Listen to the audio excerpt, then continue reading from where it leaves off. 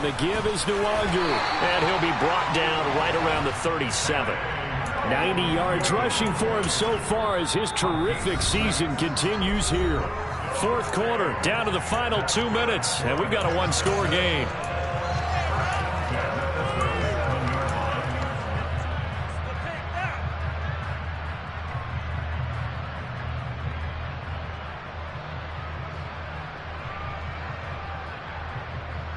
I'll tell you, far from ideal conditions to play in, but neither offense has had much trouble. Plenty of points to go around. 1st and 10. And he is swallowed up right at the line of scrimmage. Yannick Ngakoue in on the stop. They've called his number a lot this afternoon. You wonder how much tread is left on those tires. We certainly do, but I always think back to one of my favorite coaches in the NFL, and he used to have a meeting with his running backs every year in the offseason and say, look, as many times as you're going to carry the ball, you should be able to carry it one more time, so make sure you get in shape. And they will only muster a yard here to the 38. Now the Texans will burn the first of their timeouts as they'll get it with just over 90 seconds to go in the ball game. And this is an absolutely big third down that's been set up here, partner, and there's no other way to put it.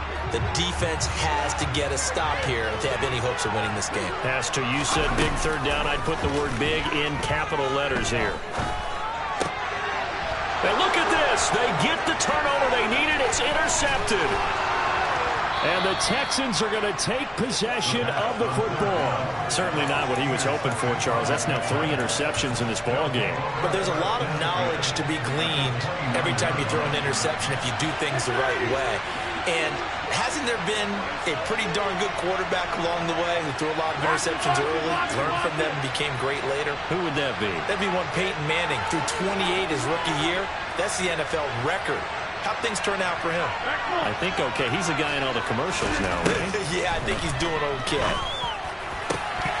Now, meanwhile, a pass that should have been intercepted, but it winds up falling incomplete. The way he's thrown the football today, almost a surprise when he doesn't complete a pass like happened there, but he needs a few more to get his guys downfield. Well, the way he's thrown it leads him to believe that he's going to get those completions. And that means the guys going out for passes, they'll run even harder because they expect it as well. 46.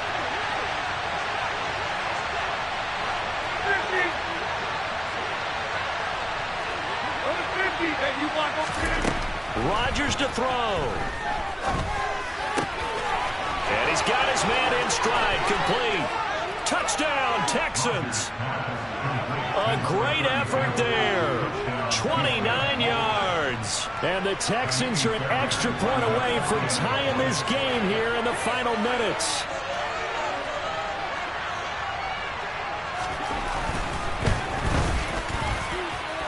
Don't forget the extra point. It's up and good. And, partner, we've got a tie game here in the fourth. So right back to square one. Tied at 28 as he kicks it away. Nwangu now from his end zone. And that decision to bring it out ends up not being a good one. Costs him about 5 yards as he's tackled at the 20.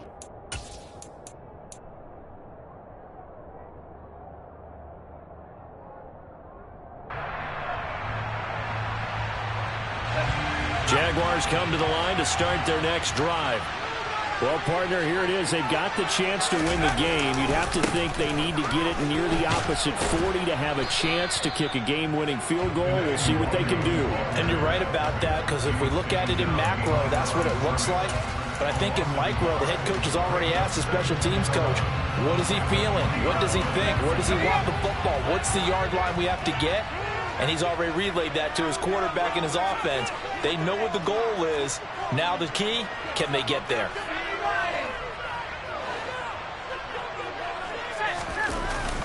Off the play fake, he'll look to throw. And incomplete on the deep ball. These are the spots, this stage of the game, where it pays to have speed on the perimeter, doesn't it? It certainly does, and in the second quarter, he may very well run by him, but in this situation, I know as a defender, I'm loosening up a couple of extra steps that allowed him to run with him stride for stride.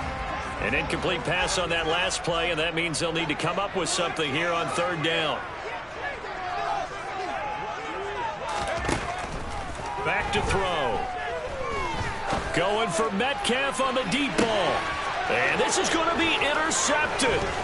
Nick Needham picks it off. And the Texans are going to get the football here as he gets this up to the 38-yard line. Oh, you just kind of feel for him right now. 4 interceptions, and you can almost see through his face mask. There's a lot going on in between the ears. There certainly is, and probably way too much, because now he's probably doubting himself a little bit, wondering what adjustments he has to make. But here's what he needs to do. Get through this game, go to the press conference, meet it head on, and show your teammates you're ready to shoulder what happened today, and you'll be ready for the next game. And if he can do that as a rookie, that's a great sign of maturity. To throw is Rodgers.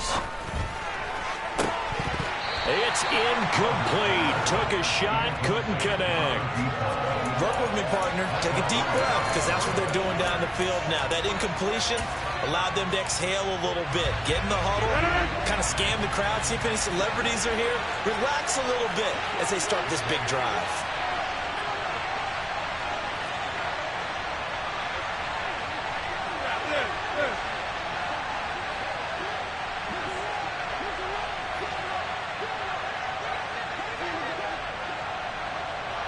In motion comes the tight end left.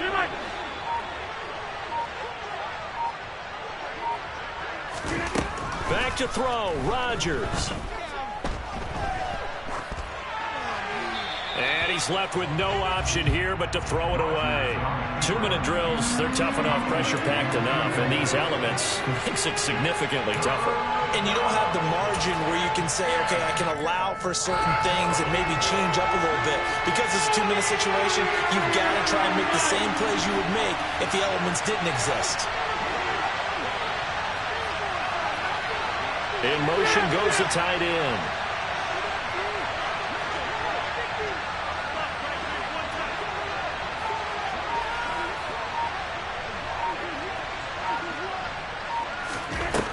Now Rodgers. And he's got his favorite target yet again. It's complete. That's a first down with a cherry on top. 31 yards. Now a timeout called for by the defense as they'll stop him with 13 seconds left to play. That's evidence of why you spend a high draft pick on a receiver, isn't it, Charles? It certainly is. His ability to make plays like that, and we've seen flashes of it from him so far in his rookie season. But also, it opens things up for the rest of the offense because they have to bring their attention to him as well.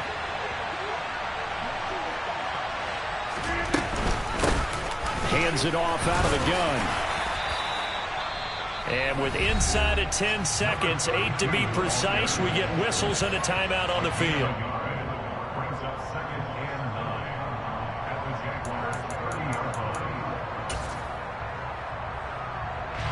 And now this game's going to come down to the right leg of their kicker.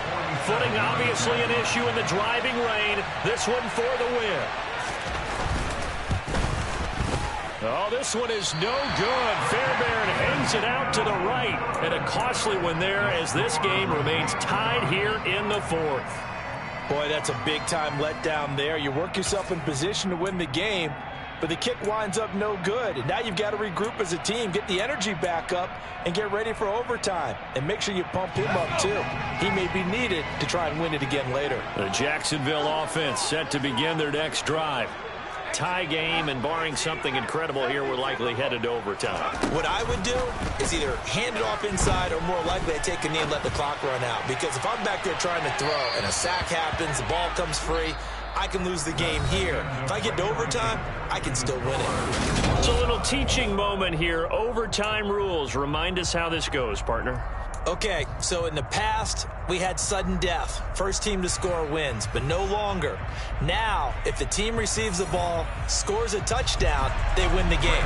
If they kick a field goal, though, or don't score, the other team gets a possession. And after both teams get a possession, then we're into sudden death. First team to score wins the game. They'll elect to bring it out here from the end zone. And they'll get him down right around the 25, actually the 26 officially, so a net gain of 1 there.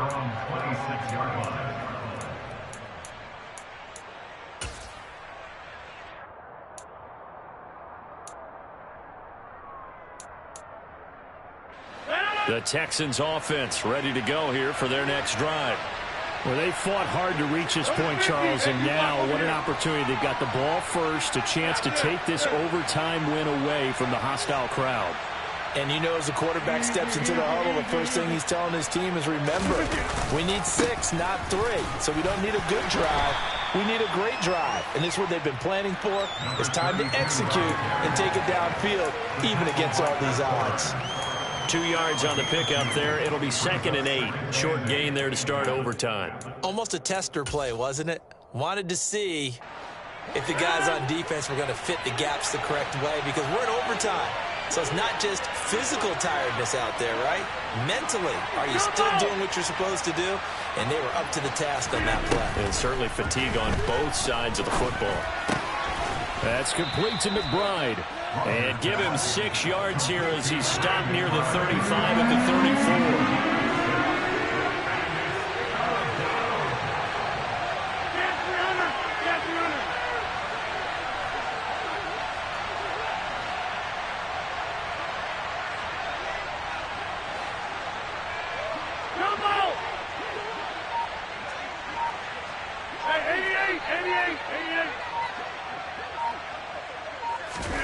Rodgers looking to throw on 3rd and 2. Man open, it's St. Brown. He's got it. And he is going to have a Texans first down as they're able to get the 3rd down conversion. Charles, you get into these overtime situations, that's not a bad guy to dial into. Well, when you have to have plays, especially in a spot as you just described, we're in OT, you've got to go to the guys you can trust and you know are going to make the plays. Well, they say, it's not the X's and the O's, it's the Jimmys and the Joes.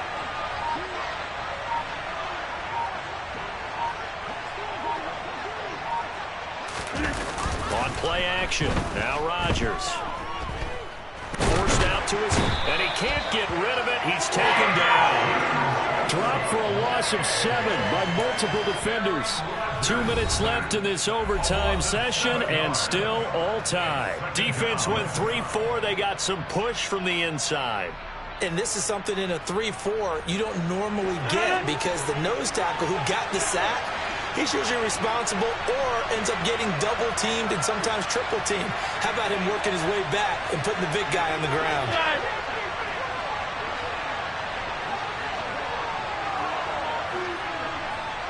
In motion left is Watkins.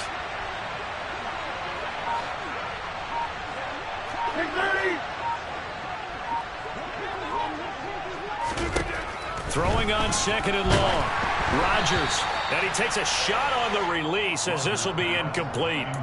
The pressure really ratcheting up. They get the sack on 1st down. Then a near sack. They got to him there just as it was leaving his hand. Yeah, they might need to change their pass protection scheme a little bit. Maybe bring another guy into the backfield to help protect the quarterback, because that was awfully close.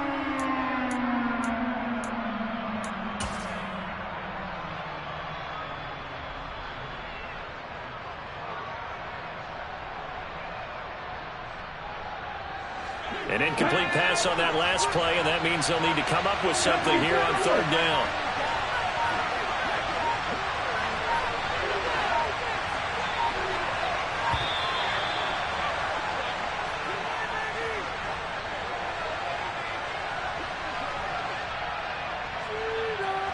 So they accept the penalty, of course, and push the offense backwards a bit.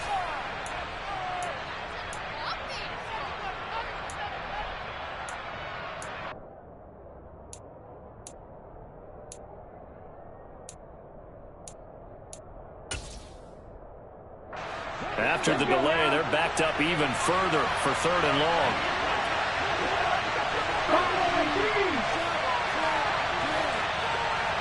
They'll send the tight end in motion. Now a first throw here in overtime. Going deep here for Watkins. And this is caught at the 20. A huge play there in overtime. 49 yards. Explosion plays always break the back of a defense. In overtime to put them in the red zone, that was huge. I like your description there, because when you get an explosion play, now people are really scrambling on defense. Now they're looking to each other. Who's going to step up? Who's going to make the play? Offensive guys have the momentum. Now they're in the red zone. They've got to be thinking attack, trying to get it into the end zone. 26. Rodgers now on first down. And this will be well too low for him to bring in. It's incomplete. Maybe a little over-anxious in the pocket there. He just didn't look comfortable on that throw. No, he didn't, because it wasn't his normal fluid delivery. And I think you might have had it right. Wasn't really confident with what he saw downfield, and almost felt like he wanted to pull that one back.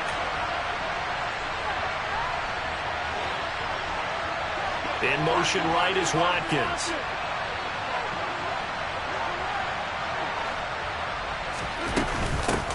And they'll run on the inside handoff.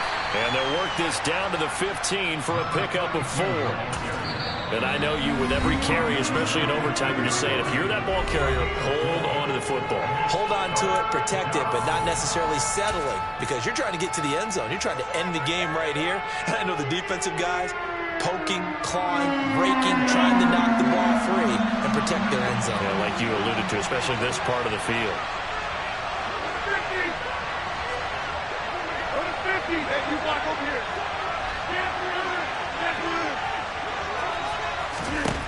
Throwing is Rodgers on third down. Over the middle into traffic, and that's complete. So another third down conversion, and now they've got a first and goal. Rodgers going to throw. Steps away to his left. And he's just going to throw this one out of bounds here. Nowhere to go with it. Incomplete. Well, sometimes an incompletion is the right play. And he showed that he's learned from his earlier interception on that throw. Instead of forcing it, he just tossed it away. Another shot from the 9 on second and goal.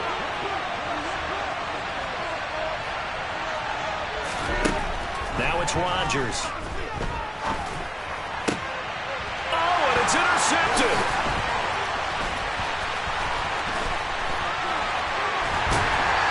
And the Jaguars are going to take over once again at their own 37-yard line. He had the interception woes in regulation, and now they carry over into overtime. And on the other side, CD, all they need is a field goal to win it. I'm glad you pointed that out, Brandon, because he has not been sharp all game long. He's been rather loose with some of his passes, and this one might cost him the ball game. They'll come out throwing here to start the drive. Completes to Njoku. Oh, and the tackle comes quickly. That's only going to get him a couple. Now a timeout called for by the offense. It'll be their second and final timeout, remember, here in overtime. We'll be back.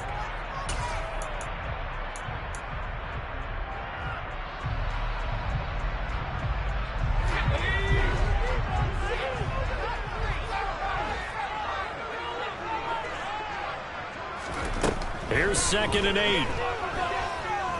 Going for Metcalf on the deep ball. Oh, and it's intercepted. Picked off by Cameron Curl. And the Texans are going to take possession of the football. So an interception on one side and then an interception on the other. So both quarterbacks, Charles, with turnovers here in overtime. So apparently one good defensive play deserves another. Both sides coming up big in overtime, both getting interceptions, trying to set up their teams to score and win the game. 3 tight ends in the ball game here on 1st and 10. Going back in the backfield, he'll get the carry. And there just continues to be nowhere to run. He's bottled up again at the line of scrimmage.